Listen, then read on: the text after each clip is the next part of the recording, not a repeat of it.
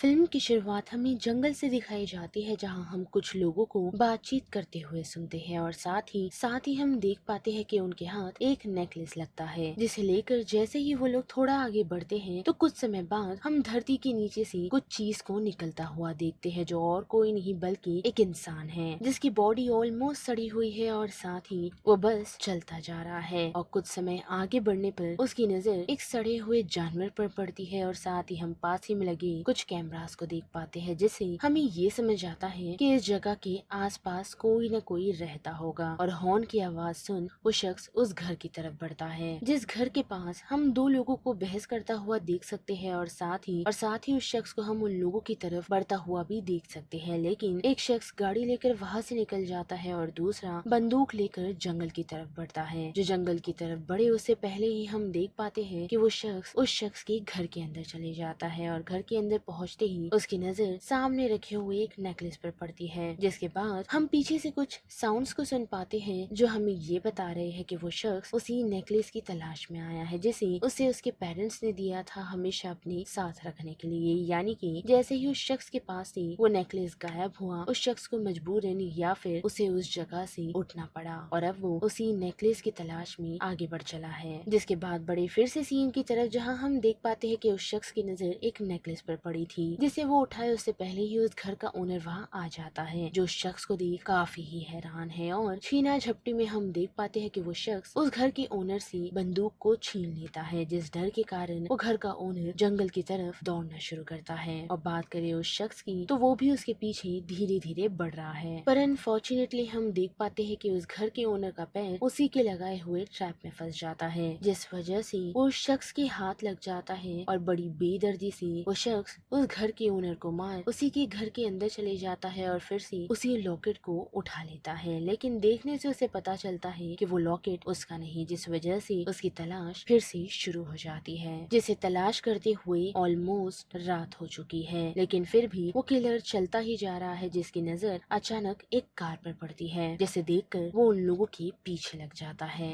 और जैसे ही कार से निकल सभी लोग जब एक साथ बैठे होते हैं तो उन लोगों पर अटैक करने की बजाय वो शख्स झाड़ियों में से छुप उन लोगों को देख रहा होता है। साथ ही हमें ये भी पता चलता है कि उन सभी दोस्तों में से ट्रॉय नामक एक शख्स के पास लॉकेट है, जिसके बाद हम उन लोगों में से एरन नाम के एक शख्स को देख पाते हैं, जो उन्हें जॉनी के डेथ के बारे में बताता है और साथ ही ये भी कि वो आज तक जिंदा है, क्योंकि लोकल्स का ये मानना है कि जॉनी भले ही उम्र में बड़ा तो हो गया था, लेकिन दिमाग से वो तभी भी बच्चा ही था। साथ ही टाउन में ज्यादातर लोग उन लोगों को पसंद नहीं करते थे, खास करके उसके डैड को, जो अक्सर अपना गुस्सा आकर जॉनी पर निकाला करते थे। और ऐसे ही एक दिन जब जॉनी अपनी टॉय कार के साथ खेल रहा था तो उस वजह से एक शख्स को इंजरी हो गई थी और काफी दिनों तक वो काम नहीं कर पाया, जिस वजह से कुछ लोगों ने ये डिसाइड किया कि उन्हें जॉनी को सबक सिखाना चाहिए, जिसके लिए उन लोगों ने जॉनी को बेवकूफ बनाए, ये कहते हुए कि उन लोगों को टॉय से भरा एक बैग मिला है तो वो उसे लेने के लिए रात के वक्त आ जाए। जो बात सुन मासूम जॉनी उन लोगों के पास पहुंच तो गया, जिन लोगों ने उसे फायर टावर पर चढ़ा दिया, जहां एक शख्स फायर फाइटर का मास्क पहन उसे डराने के लिए रेडी था। और जॉनी उसे देख डर भी गया, जिस वजह से वो फायर टावर से नीचे गिर गया और नीचे गिरने के कारण उसकी गर्दन में चोट आई, जिससे उसकी जान चली गई। जो देख वहाँ मौजूद सभी लोग हैरान रह गए। लेकिन फिर उन लोगों ने ये डिसाइड किया कि वो लोग जॉनी को फायर फाइटर का मास्क पहना देंगे और ऐसा दिखाएंगे कि वो फायर टावर पर खेल रहा था, जिस वजह से उसकी मौत हो गई। और उनकी इन सारी बातों पर लोगों ने भरोसा कर लिया, लेकिन जॉनी के फादर ने नहीं, जिस वजह से वो सभी लोगों को अक्यूज करने लगे और लोग ऐसे चढ़े कि उन लोगों ने जॉनी के फादर को मार मार कर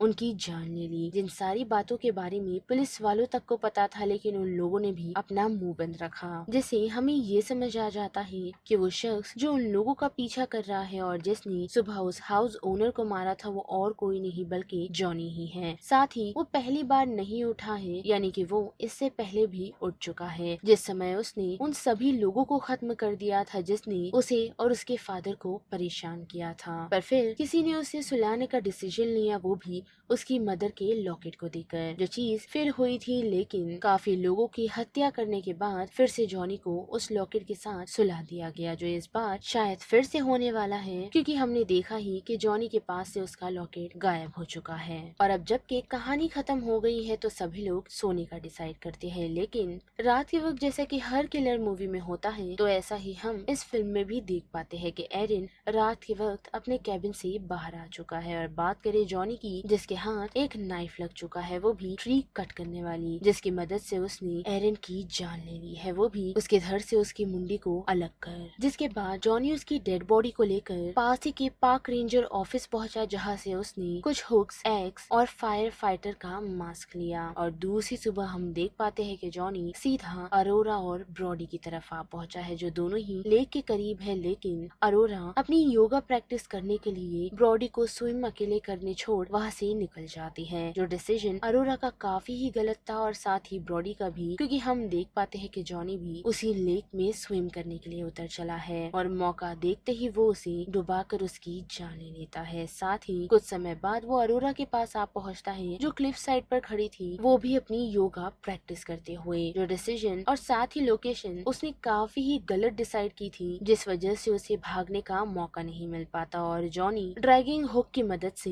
पहले तो उसे स्टैब करता है और फिर उसे ही सर में डाल उसके सर को उसके पेट से बाहर खींच लेता है, जो सीन काफी ही घिनौना था और साथ ही काफी ही डिस्टर्बिंग, जैसे अरोरा की मौत हो जाती है। साथ ही दूसरी तरफ हम देख पाते हैं कि ट्रॉय कोल्ड एवन एक दूसरे से बहस कर रहे हैं, वो भी कार की कीज के साथ साथ अपने मिसिंग दोस्तों के बारे में, जिस बहस में वो लोग कार की कीज को फेंक देते हैं, जो सीधा जॉनी के पास आ गिरती है और उसमें लगा हुआ था एक कार की चेन, जिस वजह से वो उस टॉय कार से खेलने लगता है। लेकिन जैसे ही कॉल्ट और क्रिस एटीवी की मदद से वहाँ से निकलने का डिसाइड करते हैं तो हम देख पाते हैं कि जॉनी फिर उठ चुका है, जिसने अपनी टॉय कार को डिस्ट्रॉय कर दिया है और वो सीधा ट्रॉय को मारने के लिए आगे बढ़ा है, वो भी कार के हॉर्न को बार बार बजाते हुए, जिससे ट्रॉय उस कार की तरफ पहुंचता है और जॉनी ट्रॉय के पास पहुंच उस पर अटैक करता है, जो लकीली इवन की मदद से बचने में कामयाब होता है, क्योंकि वो जॉनी पर शूट कर देता है। पर अनफॉर्चुनेटली जॉनी को कुछ होता नहीं और उठते ही वो अपनी कुल्हाड़ी की मदद से सबसे पहले इवन को खत्म करता है और उसके बाद ट्रॉय को भी खत्म कर देता है, वो भी एक काफी हैवी पत्थर की मदद से उसके सर को कुचल। जिसके बाद वो अपने लॉकेट को उन लोगों की जेब में ढूंढने लगता है, लेकिन वहीं हम कॉल्ट और क्रिस की आवाज सुन सकते हैं, जिन्हें एरन की डेड बॉडी मिल गई है, वो भी पार्क रेंजर स्टेशन में। बट अनफॉर्चुनेटली उन लोगों पर नजर जॉनी की भी पड़ जाती है, जो ऑलमोस्ट क्रिस को कुल्हाड़ी की मदद से लेकिन कॉल के रहते वो बच जाती है। जिसके बाद वो दोनों सिचुएशन से भागने का डिसाइड कर लेते हैं और सीधा स्टेशन आ पहुंचते हैं और हम देख भी पाते हैं कि जॉनी उन लोगों का पीछा करते हुए स्टेशन आ पहुंचा है, जहां रेंजर कोल्ट और क्रिस को ये एक्सप्लेन कर रहा है कि उन्हें वो लॉकेट नहीं लेना चाहिए था जो क्रिस ने पहना हुआ है, जिसकी मदद से ही जॉनी की सोल को शांति मिली हुई थी। लेकिन अब उन लोगों ने उसे वापस जगा दिया है, जिसे उसके फादर ने अपनी जान पर खेल कर सुलाया था और साथ ही उसने भी। और उन लोगों की बात खत्म हो उससे पहले ही हम देख पाते हैं कि जॉनी आ पहुंचता है, जिसे वो रेंजर शॉर्ट गन की मदद से रोकने में और बेहोश करने में कामयाब तो होता है। पर अनफॉर्चुनेटली जब वो लोग उसे जंजीरों में बांध रहे होते हैं तो जॉनी की आँख खुल जाती है, जिसके उठते ही वो रेंजर कॉल्ट और क्रिस को वहाँ से भागने के लिए कह देता है। लेकिन उसी के साथ हम देख पाते हैं कि जॉनी ने उस रेंजर को उसकी स्पाइन खींच पैरालाइज कर दिया है, जिसके बाद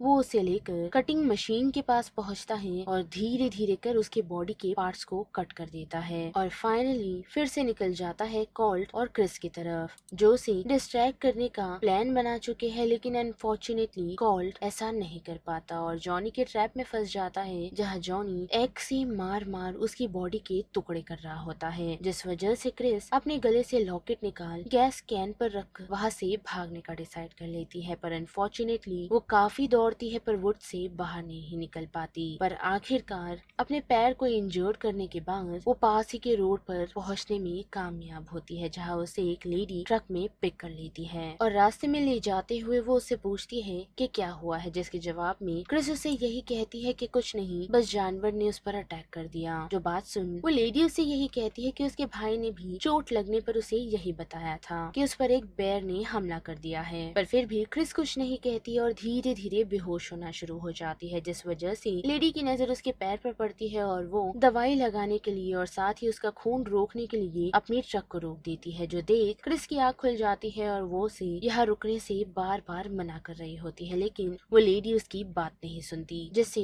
क्रिस काफी ही डरी हुई है और उसे ऐसा लग रहा है कि जॉनी कभी भी जंगल से निकल उन लोगों की जान ले सकता है, पर ऐसा होता नहीं क्योंकि हम देख पाते हैं कि गैस कैन पर से वो लॉकेट गायब है और साथ ही जॉनी भी।